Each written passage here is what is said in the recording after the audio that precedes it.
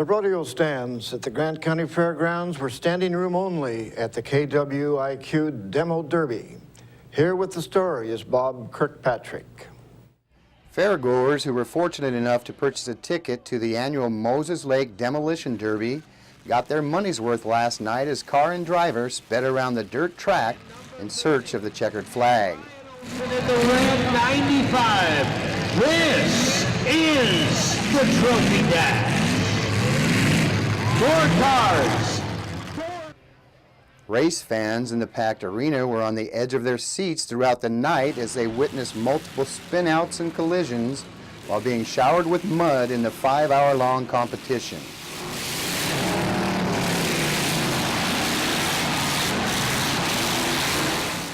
The evening of racing started out with time trials to determine pole position for the Trophy Dash and 9 heat races. 2 of the more popular events in the competition were the Australian Pursuit, where drivers tried to avoid being passed to escape elimination, and the Powder Puff Women's Race.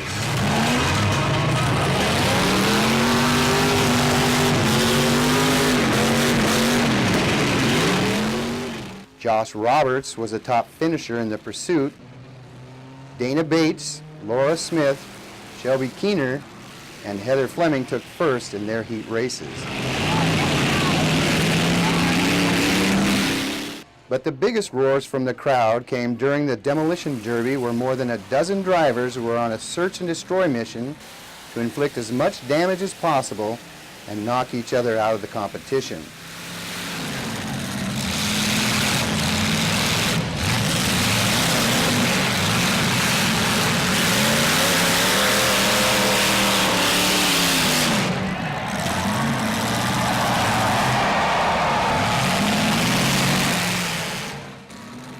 After nearly 30 minutes of metal-on-metal action, Mike Bice in the number 92 car was the last man standing.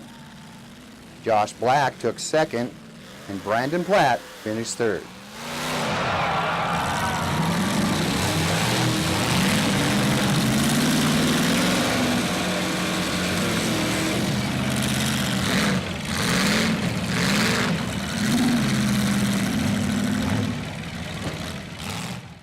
I'm Bob Kirkpatrick reporting for iFIBER 1 Sports. The Derby is always an exciting time. Coleman Johns struck out 11 batters and gave up just 3 hits to lead the Columbia Basin River Dogs to a 4-2 win over Fond du Lac, Wisconsin, in the team's first game of the Senior Babe Ruth World Series in Covington County, Alabama today. The River Dogs scored 3 runs in the bottom of the 2nd inning and then added a run in the bottom of the 5th to take a 4-0 lead.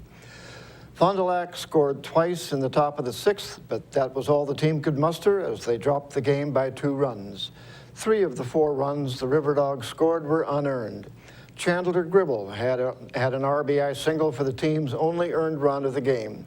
The River Dogs had a few distractions to deal with on the trip down south as the team had to spend the night in the Dallas-Fort Worth airport. Their luggage was lost, and they were a day late arriving at their destination. But despite all that, Coach Randy Borov said the team played well, particularly Johns, who had control of all his pitches. The River Dogs are back in action tomorrow morning when they take on Cape Cod from the New England region. We will be back with our Spotlight story in just a moment.